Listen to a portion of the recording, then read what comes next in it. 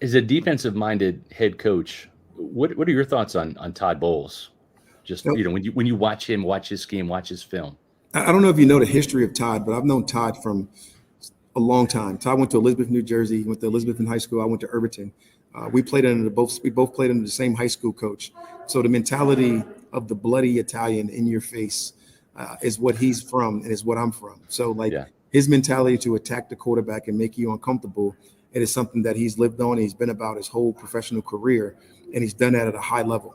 And he brings more juice to the games with his play calling, his decision making in some of those moments that I got a lot of respect for Todd as well when it comes to those things. And obviously, I know your offensive coordinator. Worked with him, Yeah. been with him for a year.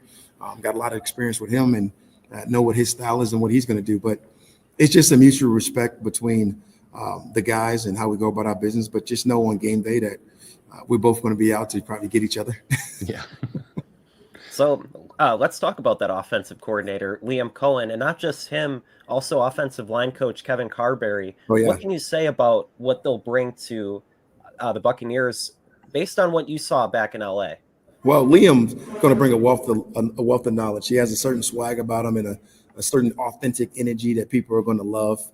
He'll get mad at me about this, but he probably has on a beautiful waffle t-shirt, waffle sweater right now from Lululemon because he's so stylish. But he's one of those guys that's going to bring a bunch of energy to that room. The players are going to love him. He's going to be able to absolutely breathe confidence into him, just like he did at Kentucky and what he was able to do with us when he was with us at the Rams, with the 2 stints that he was there.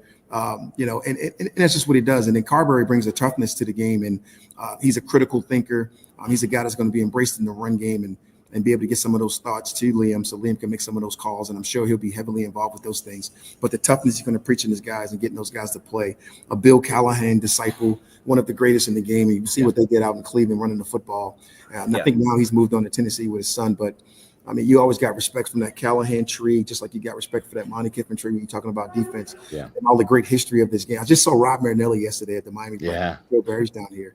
And to be able to be around him and get some of those reminiscent thoughts of like old school coaching and some of those old school battles make you think about all those old school coaches that really influenced us. And Bill Callahan was definitely one of the ones that got Carberry.